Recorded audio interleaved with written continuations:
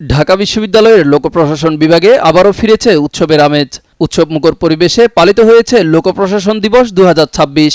লোকপ্রশাসন বিভাগের 51তম ব্যাচের শিক্ষার্থীদের আয়োজনে দিনব্যাপী এই আয়োজনটি ঢাকা বিশ্ববিদ্যালয়ের টিএসসি অডিটোরিয়ামে অনুষ্ঠিত হয়েছে। সকাল 9টায় সমাজবিজ্ঞান অনুষদের সামনে থেকে এক বর্ণাঢ্য র্যালি ক্যাম্পাসের গুরুত্বপূর্ণ সড়ক ঘুরে টিএসসি প্রাঙ্গণে মিলিত হয়েছে। এ সময় অনুষ্ঠানে প্রধান অতিথি হিসেবে আলোচনা করেন ঢাকা বিশ্ববিদ্যালয়ের ভাইস চ্যান্সেলর অধ্যাপক Niaz Ahmed Khan. This would make a fine public lecture. We've got so much resources within the department. It's just a question of getting them in the right avenue so that we can make the most of it. এই কাজটুকু আমাদের একটু নিখুঁতভাবে করার প্রয়োজন আছে। আপনারা সবার প্রতি শুভকামনা, আমাকে ক্ষমা করবেন আবারও, এবং আমি এই বিভাগের উত্তরোত্তর উন্নতি কামনা করি এই কারণে যে এটা বিভাগের উন্নতি মানে ইন এ সেন্স আমারও উন্নতি হচ্ছে, তো এটি it's kind of self feeling as well. আপনারা ভালো থাকুন, এবং আমরা বিশ্ববিদ্যালয়ের পক্ষ থেকে নানা সীমাবদ্ধতার মধ্যেও আমরা এই জাতীয় যে কোনো উদ্যোগে পাশে দাঁড়াতে বদ্ধপরিকর।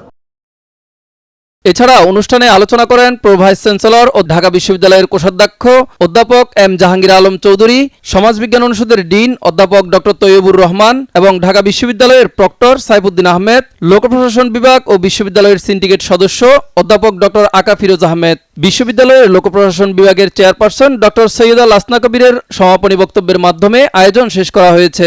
আমরা যেন আমাদের নৈতিকতাটাকে বিসর্জন না দেই, এটা এক নাম্বার।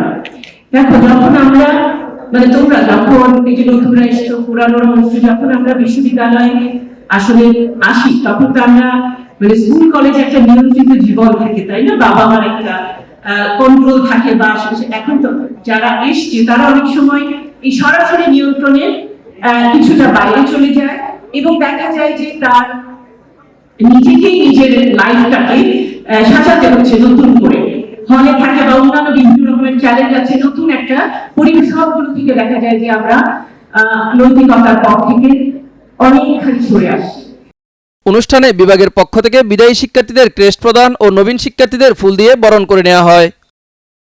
প্রাণবন্ত এই আয়োজন নিয়ে শিক্ষার্থীরা বলেন, লোকপ্রশাসন দিবস শুধু একটি অনুষ্ঠান নয়, এটি নবীন ও বিদায়ী শিক্ষার্থীদের মাঝে সেতুবন্ধন তৈরির পাশাপাশি ভবিষ্যৎ প্রশাসক গড়ে তোলার জন্য অনুপ্রেরণা হিসেবে কাজ করবে। অ্যাকচুয়ালি আমাদের জন্য পড়ালেখার ওই একঘেয়ে পরিবেশ থেকে নতুন একটা রিফ্রেশমেন্টের মতো, অ্যান্ড এই মেমোরিটা সারা জীবন থেকে যায়। অ্যান্ড মোস্ট জুনিয়র ব্যাচকে আমরা ওরিয়েন্টেশনও দিই, আর সিনিয়র ব্যাচদেরকে আমরা ফেয়ারওয়েলও দিয়ে থাকি। আমাদের ডিপার্টমেন্টের সব শিক্ষার্থীরা একসাথে একদিন এই দিনটা সেলিব্রেশন করার চেষ্টা করি। এটা আমরা ইন জেনারেলি বলে থাকি এটা আমাদের তৃতীয় Eid.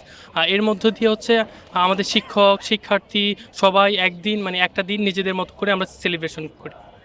Also there are many sponsors and all যারা আমাদেরকে হেল্প করেছে বাই ফাইন্যান্সিং। অলসো আমাদের ডিয়ার ফ্যাকাল্টিজ, আমাদের যারা আরও অনেক পৃষ্ঠপোষক আছেন যারা আমাদের হেল্প করেছে। আমরা আমাদের যতটুকু পসিবল দেওয়ার চেষ্টা করেছি অ্যাকর্ডিং টু লিডারশিপ ওর কাজের জন্য।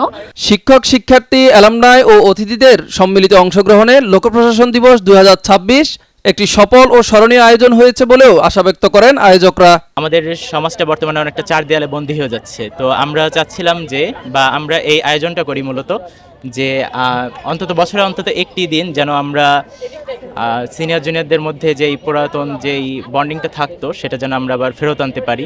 অন্তত এই আয়োজনটা মূলত কোনো অনুষ্ঠান না, আমরা একটা চেষ্টা করি, এটা আমাদের একটা প্রচেষ্টার অংশ হিসেবে আপনারা গণ্য করতে পারেন। একটি পরিবারের মতো সম্প্রীতির বন্ধনে থেকে লোকপ্রশাসন বিভাগ আগামীতে আরও সুন্দর আয়োজন উপহার দেবে বলেও আশা প্রকাশ করেন আয়োজকরা। মিজান ফারাবি, নয়া দিগন্ত।